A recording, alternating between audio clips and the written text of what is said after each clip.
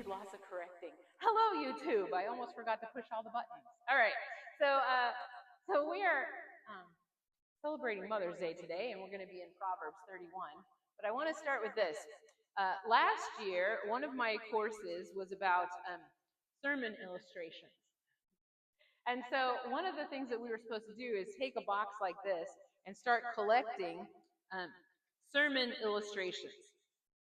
Now, so anytime we come across an article or a story or a joke or something like that, we're supposed to put it in here, all according to, so put them in according to the topic. I made topics: forgiveness, peace, stability, hope. There's a few in here, but not nearly what there should be. It's a process. What I am not good at is coming up with all these little anecdotes, right? I do share stories as they come to me as I'm going, and I try to put a note. I'm sure you've seen in my outlines where there's a little note for a story that I'm supposed to share, something that I want to express. But I'm not really good at organizing them into this box. Proverbs is also called the Book of Wisdom. I'm going to tell you a couple of interesting details about the Book of Proverbs. According to the notes in the front of my Bible, I'll just tell you this because I found this interesting. According to 1 Kings 4:32, Solomon spoke 3,000 proverbs and 1,005 songs. There are only about 800 of his 3,000 proverbs that are included in the Book of Proverbs. Yet we look to it and we call it the Book of Wisdom because it was for this purpose. All right, look. So this is what else it says. It says, the key word in Proverbs is wisdom, the ability to live life skillfully. I'm just going to skip down here real quick. It says, Proverbs provides God's detailed instructions for his people to deal successfully with the practical affairs of everyday life, how to relate to God, parents, children, neighbors, and government. I think you want to read it? Right? Solomon took all of his wisdom and it was compiled into, at least part of it, was compiled into this book. So where I'm supposed to have all of these great illustrations to share with you every time I share a message, this book is a whole bunch of great instruction and illustrations that were compiled by the wisest king, right? The one that when God said you can have anything you want, he asked for wisdom, right? And so he compiled it all in here. So I just wanted to say that first of all. So this is detailed instructions from God about how to handle life. And so today we're going to look at the final chapter. And I am certain, as I have said before, I am absolutely positive that this is not the first time that you have heard a sermon about Proverbs 31 on Mother's Day. I'm certain of it. I'm certain that there are pastors all over the place that are preaching about this today. But I am not going to start with verse 10. So let's just say that, all right? So first of all, I'm not starting. I'm going to start in the beginning. But I do want to highlight these two verses very quickly. The reason that I named this what I named it. Proverbs 31, verse 25 and 28. Verse 25 says, strength and honor are her clothing. She shall rejoice in time to come. And verse 28 says, her children rise up and call her blessed. Her husband also, and he praises her. Now, I will tell you that a lot of my message today was actually taken from a really amazing commentary. I had several, but one in particular laid out some very interesting details that I've included in here. So I'm just going to say I've taken some notes from this commentary. All right. So if we read the 31st chapter of the book of Proverbs, we're going to find out that this is advice from a mother to her ruling son. This is advice from a mother to a king. How about that? Did you know that? Ah, see, all those times you heard Proverbs 31, nobody ever told you that part. This was from a mother to her son. Son, listen, this is what you need to know about how to find a good wife, right? All right. We're going to see how a woman has more value than rubies, right? A good, godly, wise woman is more valuable than rubies. And a godly woman is a woman.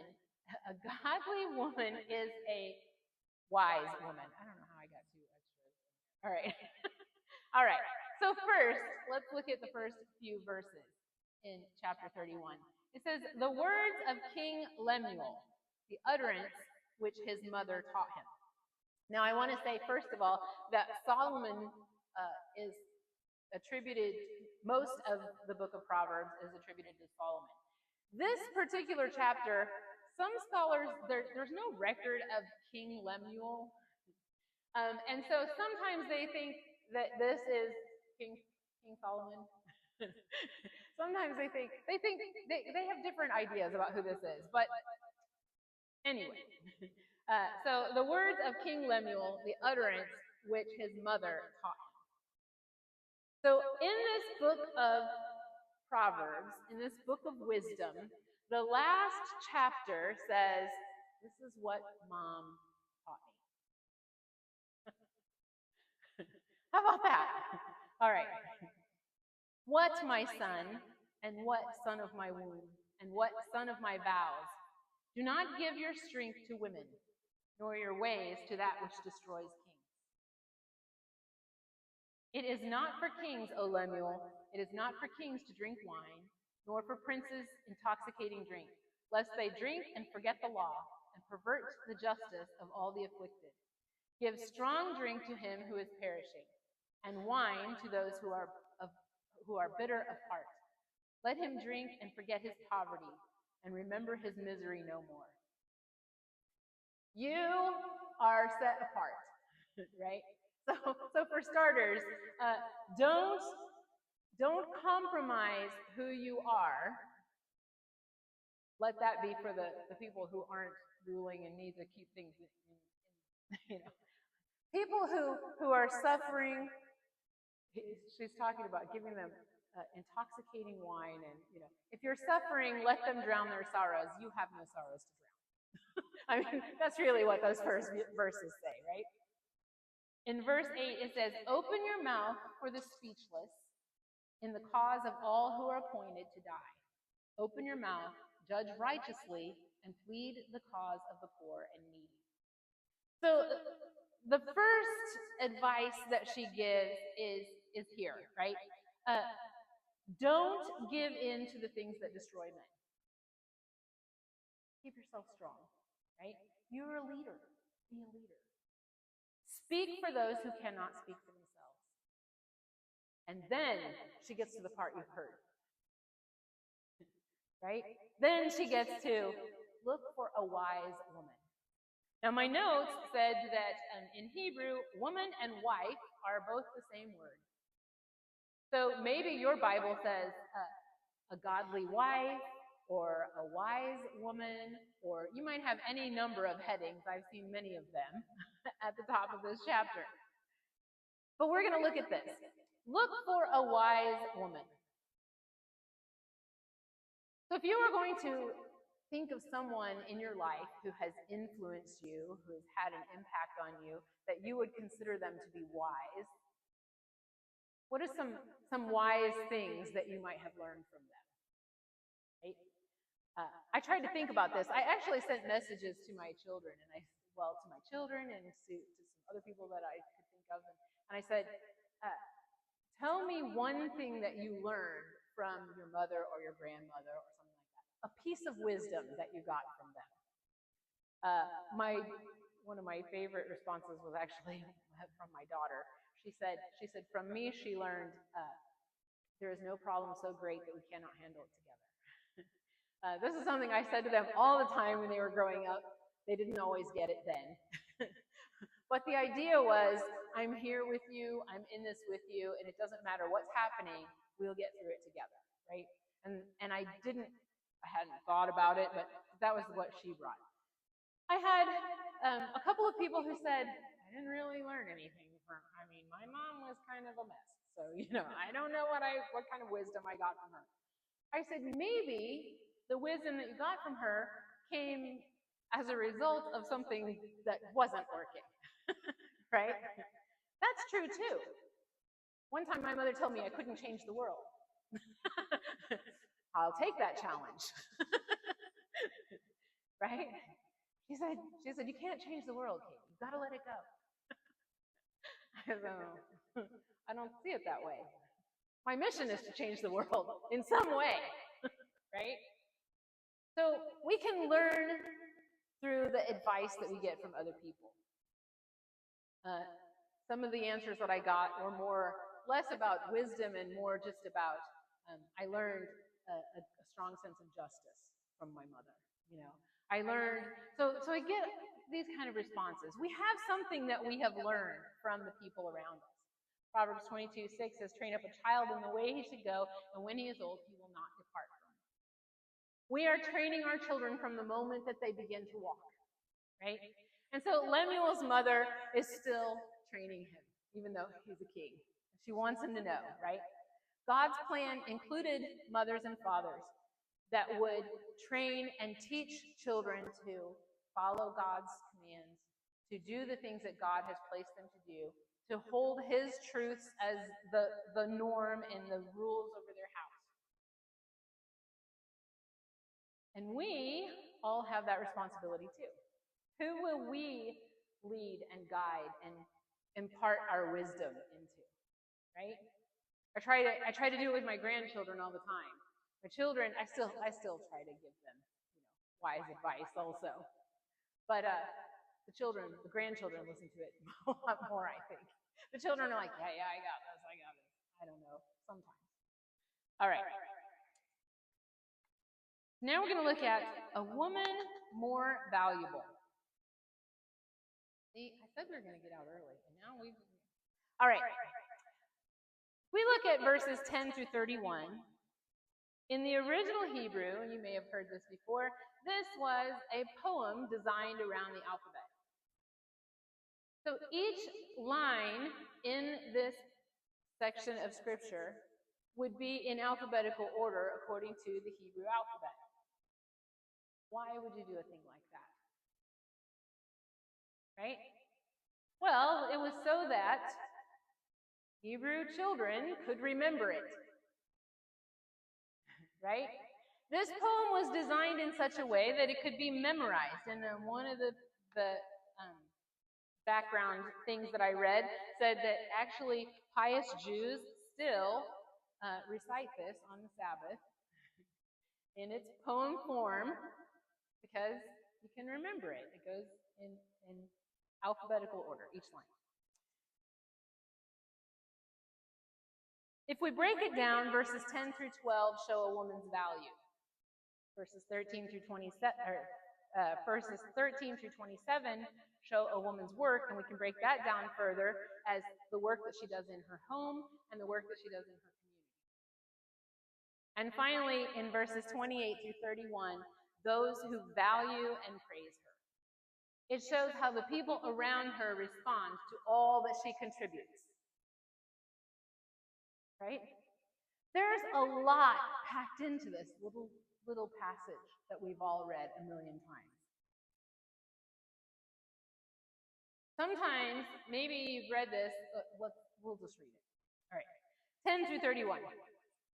Who can find a virtuous wife or woman? For her worth is far above rubies.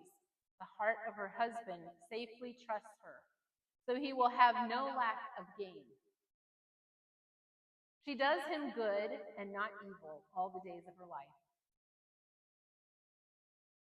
She seeks wool and flax and willingly works with her hands. She is like the merchant ships. She brings her food from afar. She also rises while it is yet night and provides food for her household and a portion for her maidservants. She considers a field and buys it. From her profits she plants a vineyard. She girds herself with strength and strengthens her arms. She perceives that her merchandise is good, and her lamp does not go out by night. She stretches out her hands to the distaff. That's a spindle, by the way. I had to look it up. Didn't know that. All right, and her hand holds the spindle. All right, so it says it twice. She extends her hand to the poor. Yes, she reaches out her hands to the needy. She is not afraid of snow for her household. She is not afraid of snow for her household, for all her household is clothed with scarlet. She makes tapestry for herself. Her clothing is fine linen and purple. Her husband is known in the gates. When he sits among the elders of the land, she makes linen garments and sells them, and supplies sashes for the merchants. Strength and honor are her clothing. She shall rejoice in time to come. She opens her mouth with wisdom, and on her tongue the law of kindness. She watches over the ways of her household. She does not eat the bread of idleness. Her children rise up and call her blessed. Her husband also, and he praises her. Note that verse 29 is in quotes. This is how her husband praises her. Many daughters have done well, but you excel them all. That's pretty high praise. Charm is deceitful and beauty is vain, but a woman who fears the Lord, she shall be praised. Give her of the fruit of her hands, and let her own works praise her in the gates. When we look at this and we can see how it's broken down, her value is far above rubies. We said that in the beginning, right? Her value is far above rubies. I actually want to point out, I brought this in because I wanted to share this with you. If we look throughout these verses, we can see that she works hard, she keeps her house, she trains her children, she has the trust of her husband. I want to point out a verse here that I think is really important. The heart of her husband safely trusts her, so he will have no lack of gain. I heard, actually, John MacArthur. I was like, the name was up here somewhere. I heard a sermon, and he said, imagine that the husband went off for 30 days and left the wife with the checkbook. Would he still have money when he came back? Would she use it to carefully care for all the needs of the household? Can he trust her with everything that he has and know that she's on his side and she's got his back? Right? I mean, that's what marriages should be built on. That's what all relationships should be built on. This trust that we can trust one another with our hearts, we can trust one another with our finances. Everything is secure because we both have the same interests at heart, right? This is important. So her value is greater than rubies. She has service to her family, she cares for all their needs, but she serves the community as well.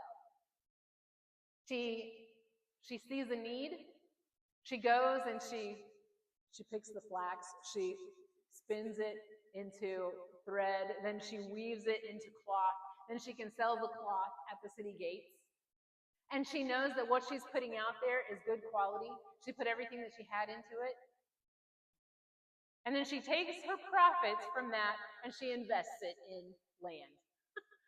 All of this is right there in the Old Testament. All the way back in Proverbs. She can do all of these things. And the reason that she does this, and we get back over here to the next part, it says in verse 23, her husband is known in the gates when he sits among the elders of the land. Right? Her husband is known at the gates. And everything that she has done, also at the gates, brings him honor. So when they see him and they know that she is an upstanding person, she's trustworthy, she's a hard worker, she's done all these things, right? This also brings honor to her husband when he sits with all the business makers at the gates. Important stuff. 2 Timothy 1:5, Paul encourages Timothy's faith as being rooted in the faith of his mother and his grandmother. Women have a huge role to play in planting faith. I don't know about all of you. I am certainly here because my grandmother had amazing faith. And so many times in my life, her faith had an impact on who I would become. Because believe me, I was this wiry little ragamuffin kid being raised in a house that was chaotic most of the time in ways you would never believe. But God had a plan for me.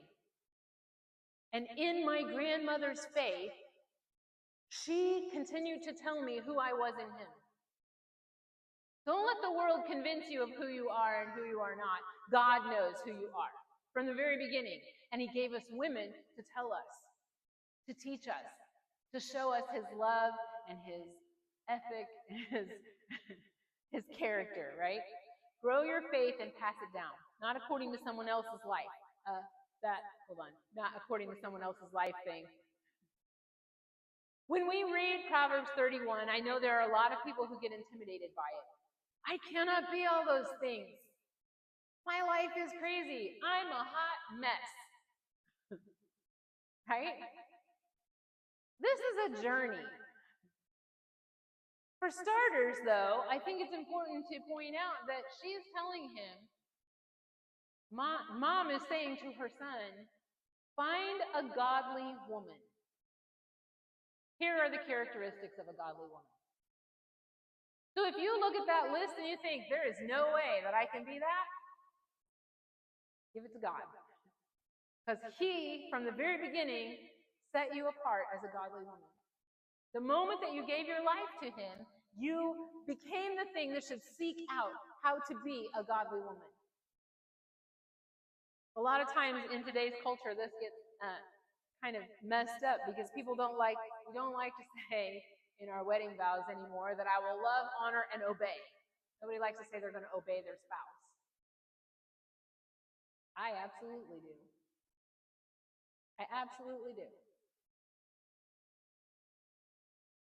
We should honor one another. We should love one another as God has set out for us to be. And so she's saying, when you find a wife, that is not the girl that you went and met on a Friday night. I'm just going to put that out there. Right? Society has everything all backwards now. We're going to try out all our relationships and see how they go. Then we might commit to something. She's saying, look, when you're looking for a wife, when you're looking for a woman to spend your life with, these are the qualities. Right? Anyway, it's hard. It's easy to get intimidated, but don't be intimidated. God has given us the ability to live a life like this. All right, I want to point this out very quickly. There are parallels between the last chapter and the first 9 chapters of the book of Proverbs. I know that this is really small, but it's okay because I'm going to just tell you about it real fast. So, in the first 9 chapters of the book of Proverbs, it talks about Lady Wisdom. It refers to wisdom as a woman. It's interesting. It's worth studying if you never have. It's very, very interesting. Lady Wisdom, let's see, both are described as more precious than jewels. Whoever finds them will have material prosperity. And if you want a copy of these verses, I can get them for you. We can see this in chapter 3, verses 13, 14, and 15 cover those first 2. Wisdom is found at the city gates, and the woman is praised there, according to 31:31. And it says, and give her the fruit of her hands, and let her own works praise her in the gates. So wisdom is found there, and the woman is praised there. Wisdom laughs as the result of folly. And the woman of chapter 31 also laughs. She's clothed with dignity, or with strength and dignity, and she laughs at the time to come. She laughs at the time to come because she does not commit folly. She's not worried about it. She knows she is secure in who God has made her to be, in the life that she's building as a godly woman. Right? So she can laugh in the face of that. The fear of the Lord characterizes her. And it is vital in the first 9 chapters of the book of Proverbs, the description of wisdom. So it's interesting that the book of Proverbs begins with these 9 chapters that talk about wisdom and all of its characteristics and all the things that make it what it is, make her what she is. Excuse me. And then it ends up with this summary. When you are looking for a godly woman, find one that meets all these characteristics. She's going to be wise. This is a woman of godly wisdom. All right, I told you some of that stuff already. Okay. I'm going to tell you this. Hold on just a second. I got to get a drink. Okay. I've often said you have to be old to be wise, right? We always say it all the time. We're old and wise. He's a wise old man, right? You have to be, those two things go together. It's like eccentric. You have to be wealthy to be eccentric. If you don't have money and you're eccentric, they just call you crazy. But if you have money, everybody says, oh, that's, she's an eccentric. Right? These two things go together. We can take wisdom, biblical wisdom, from the leaders, the people that are in our lives. We are full of biblical wisdom in this church. We have so much wisdom to share in here, right? James 1:5 says, if any of you lacks wisdom, let him ask God, who gives to all liberally and without reproach, and it will be given to him.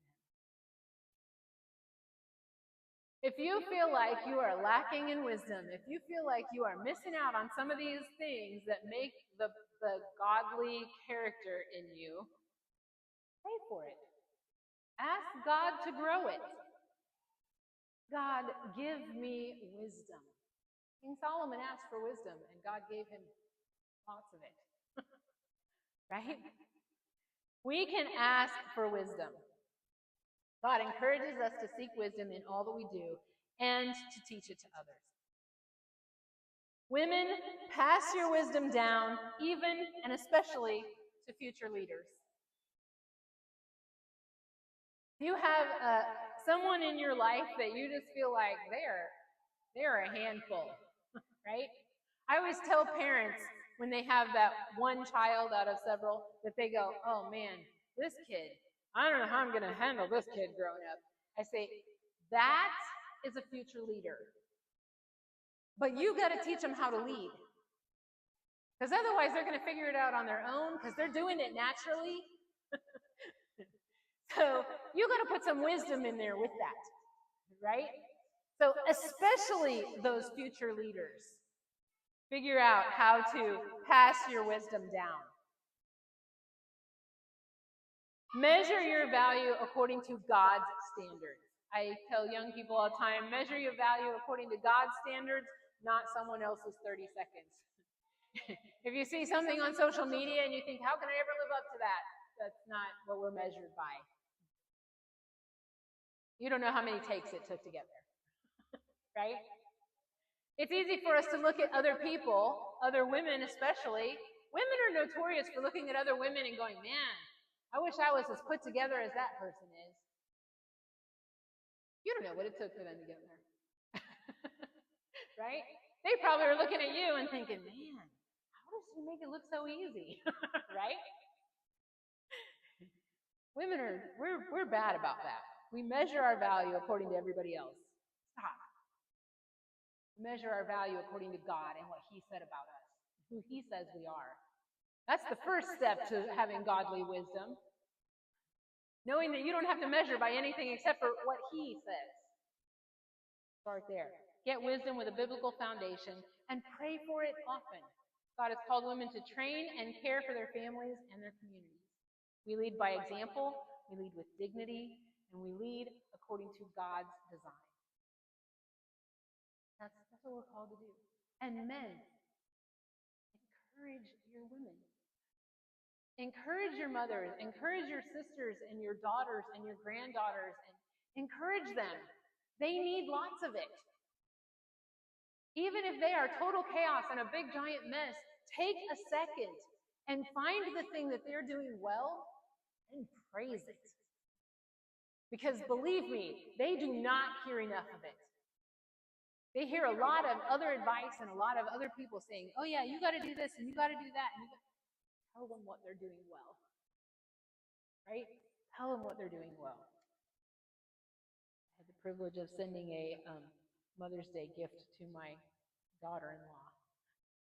And she called me and said, you made me cry. And all I did was said, thank you for loving my son. That's all I said. Sometimes it's the little tiny things. They just need to hear it. Encourage them. All right, let's pray. Heavenly Father, I thank you so much for every woman that is here and that is hearing this message. God, I thank you for giving us your word to lead us and guide us, for providing people who come from such godly wisdom to give us instruction and to help us know how to take the next steps in our lives and what we need to do and what we need to reach for. God, as we go through this week, I ask that you would continue to provide people, put people in our lives who will offer encouragement and wisdom and prayer and speak truth over us and lead us and guide us and take us by the hand and say, I'm here, we're in this together, and we'll get through it. God, I know that every single woman here was designed according to your will and purpose, and I just ask that you would continue to give them strength and courage and boldness as they walk through the world. Help every single one to feel your love and your presence every single day. Also be with the men who are here. God, lead them and guide them. I know that they also are caring for amazing women. And so, God, I just ask that you would continue to give them strength and courage and wisdom as well. Lift them all up, carry them out throughout the rest of this week. Be with us. Let us feel your presence in all that we do. We ask all these things in Jesus' name. All right, we have one more hymn we're going to sing.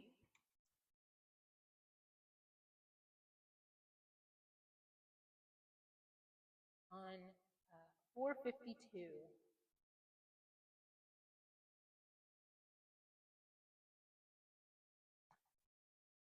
We're going to sing verses 1, 2, and 3. I am a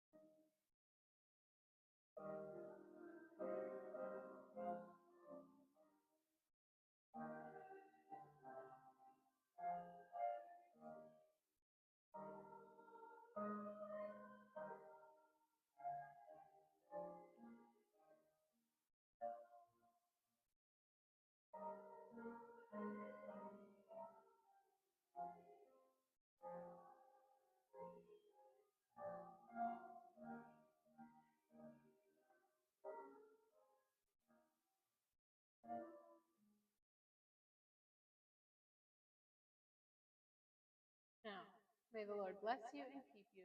May he make his face shine upon you and be gracious